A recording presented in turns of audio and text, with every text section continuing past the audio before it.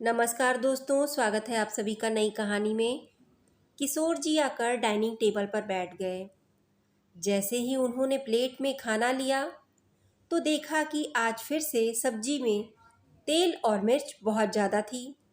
किशोर जी का कोलेस्ट्रॉल और डायबिटीज बहुत ज़्यादा था। डॉक्टर ने उन्हें ज़्यादा तेल, घी और मिर्च वाले खाने से दूर रहने को कहा।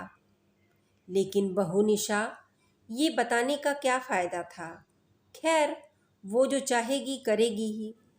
कल की ही बात है जब किशोर जी ने निशा से उनके लिए कम चीनी वाली चाय बनाने को कहा तो निशा ने गुस्से में कहा कि मैं अलग से बेस्वाद चाय नहीं बना सकती पापा जी। आपको पीना है तो पी लो, वरना रहने दो। तब किशोर जी सोचने लगे कि चाय से क्या लेना देना है।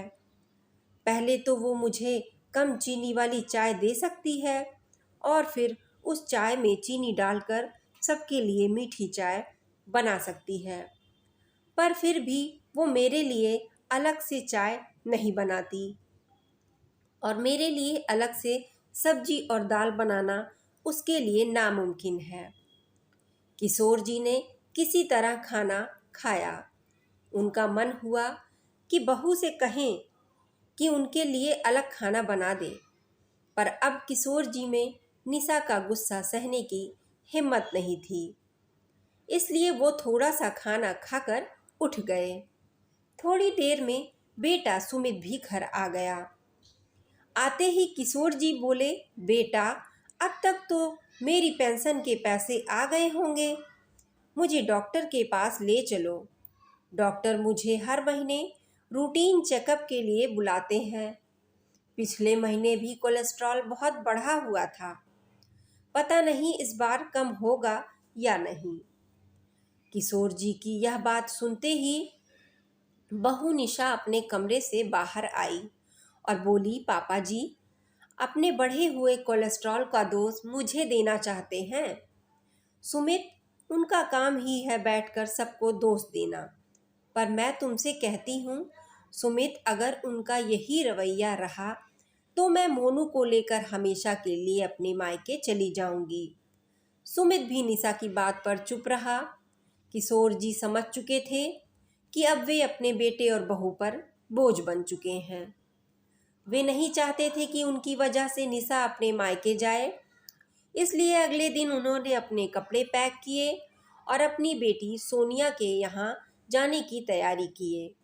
जैसे ही सुमित को पता चला कि पापा हमेशा उसकी बहन के घर जा रहे हैं तो उसके चेहरे की चमक गायब हो गई, क्योंकि वो पापा के साथ नहीं रह सकेगा और ना उनकी पेंशन ले पाएगा। कुछ दिनों बाद निशा को उसके मायके से फ़ोन आया। यह निशा की भाभी सुधा का फ़ोन था। उसने कहा, दीदी, हमने घर में गणेश की मूर्ति रखी है, इसलिए आप सभी को दर्शन के लिए आना है और जाने से पहले सभी को यहाँ खाना खाना है। खैर, निशा किशोर जी के अपनी बेटी के पास रहने के बाद बहुत खुश थी। उसने कहा, हाँ भाभी, हम जरूर आएंगे। निशा सुमित और उसके बेटे मोनू के साथ अपनी माँ के घर पहुंची। गणपति जी के दर्शन करने के बाद जब वह रसोई में पहुंची तो उसने देखा कि खीर दो अलग बर्तनों में चढ़ाई हुई थी और सब्जियां भी दो अलग अलग बर्तनों में थी। उसने कहा, भाभी, आप सब कुछ दो अलग बर्तनों में क्यों पका रही हैं? सुधा ने कहा, दीदी, आपके पिताजी को मधुमेह है, इसलिए मैं उनके लिए सब कुछ अलग बनाती हूँ, कम मिठास और कम मसाले के साथ, ताकि उनकी तबीयत खराब ना हो। अपनी भाभी के मुंह से ये शब्द सुनकर निशा को खुद पर शर्म आ गई, क्योंकि वह जानती थी कि उसने अपने ससुर के साथ कैसा व्यवहार किया था। सुमित भी निशा के माता पिता के साथ बैठा था। तभी निशा का भाई राकेश वहां आया और बोला, बाबूजी, इस महीने की तनख्वाह ले लीजिए। और फिर दोनों बाप बेटे दोस्तों की तरह बातें करने लगे। यह देखकर सुमित सोचने लगा, यह वही है जिसने अपने पिता की पेंशन के पैसे भी अपने पास रख लिए और कभी भी अपने पिता के पास बैठकर दोस्ताना व्यवहार नहीं किया। बेचारे पिता को कितना अकेलापन महसूस हुआ होगा। खाना खाने के बाद दोनों पति पत्नी घर आ गए। दोनों को अपने किए पर पश्चाताप हो रहा था, इसलिए अगले दिन दोनों किशोर जी को लेने सोनिया के घर पहुंच गए। वहां पहुंचकर उन्हें पता चला कि किशोर जी सोनिया के पति मोहित के साथ घूमने गए हैं। सोनिया ने भैया और भाभी को जूस और स्प्राउट दिए। उसने मुझे नाश्ता दिया और कहा, पापा की तबीयत ठीक है और सब कुछ ठीक है। रोज़ तुम्हारे भैया भाभी और पापा टहलने जाते हैं और फिर वापस आकर यही नाश्ता करते हैं हम लोग।